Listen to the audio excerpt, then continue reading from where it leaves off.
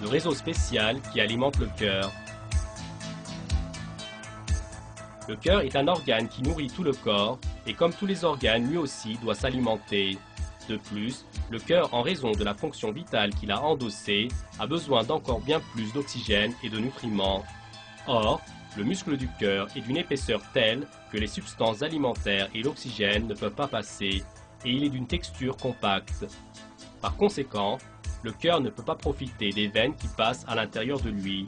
Dans ce cas, comment s'alimente cet organe vital? Le cœur possède un équipement spécial d'auto-alimentation. Le nom de cet équipement sont les artères coronaires.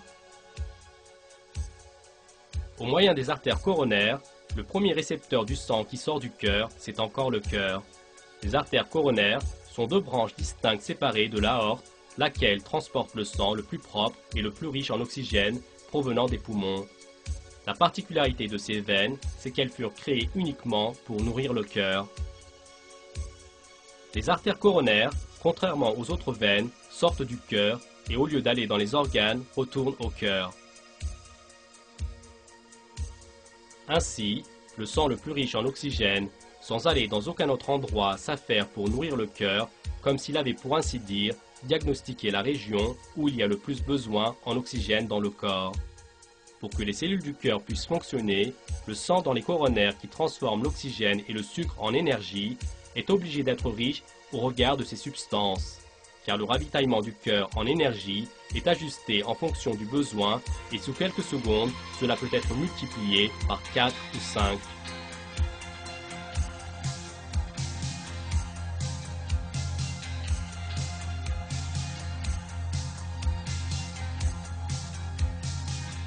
Les artères coronaires furent agencées de manière si parfaite qu'il est clair qu'un tel ordre ne peut pas se former de lui-même. Ces artères, qui entrent dans le cœur en se séparant en petites branches telles un arbre, se répandent sur tous les côtés du muscle du cœur, car chaque cellule qui forme le cœur doit prendre de manière permanente de la nourriture et de l'oxygène. Lorsque ces veines vont vers le cœur, elles font en outre les liaisons intermédiaires entre elles. Ce détail est extrêmement important, car si une quelconque des veines se bouge d'une certaine manière, le cœur ne peut se nourrir et il meurt. Les liaisons intermédiaires sont une précaution importante prise face à une telle probabilité.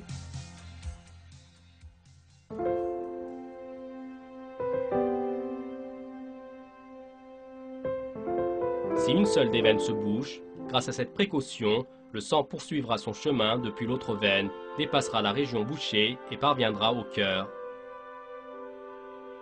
Ici, il faut poser une telle question. Est-ce que c'est en pensant à la probabilité de l'occlusion de la veine que les hasards ont considéré comme approprié de prendre une précaution alors qu'il n'y avait pas encore un tel danger? Ceci est certainement impossible. Les hasards sont des événements fortuits et inconscients qui ne laissent place à aucune intervention consciente. Cette structure magnifique dans le cœur, qui donne forme à tout type d'être vivant, y compris l'être humain, qui connaît tout genre de détails qui leur est propre, appartient à Allah qui les a créés.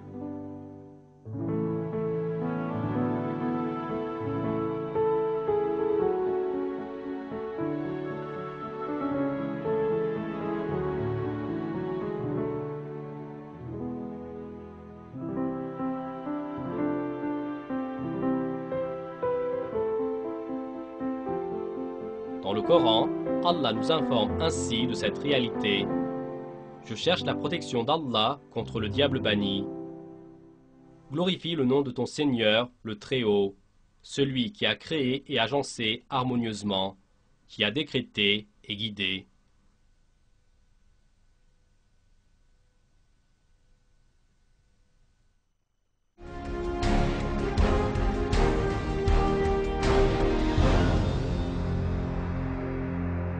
Invitation à l'intellect.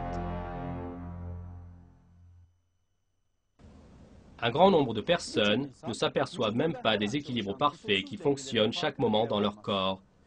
Car, parmi ces équilibres, aucun ne subira de détérioration sans raison. Par ce moyen, un grand nombre de personnes passent leur vie sans problème.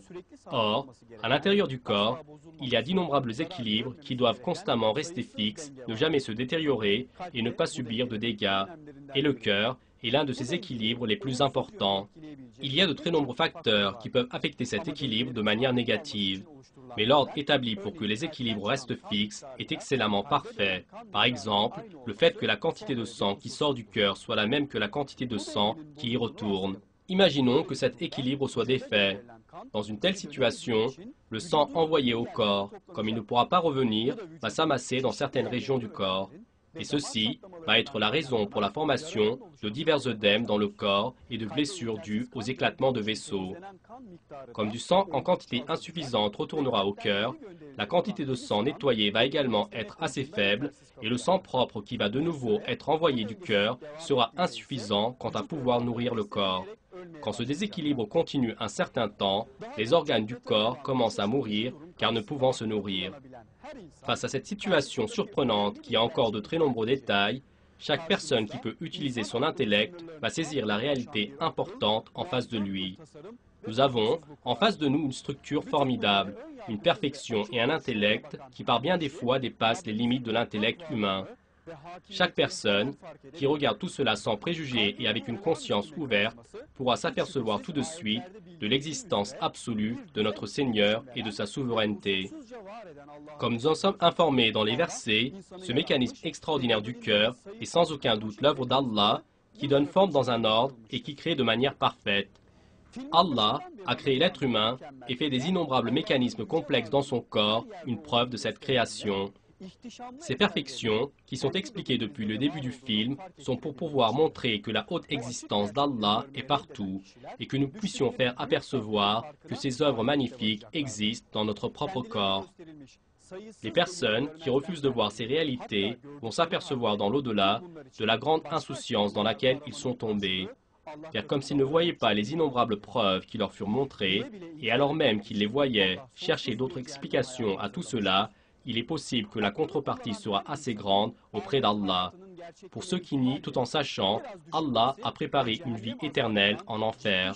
Chaque être humain qui utilise son intellect doit donner une probabilité à la réalité de la vie de l'au-delà, réfléchir un peu et craindre très sérieusement le châtiment de l'enfer.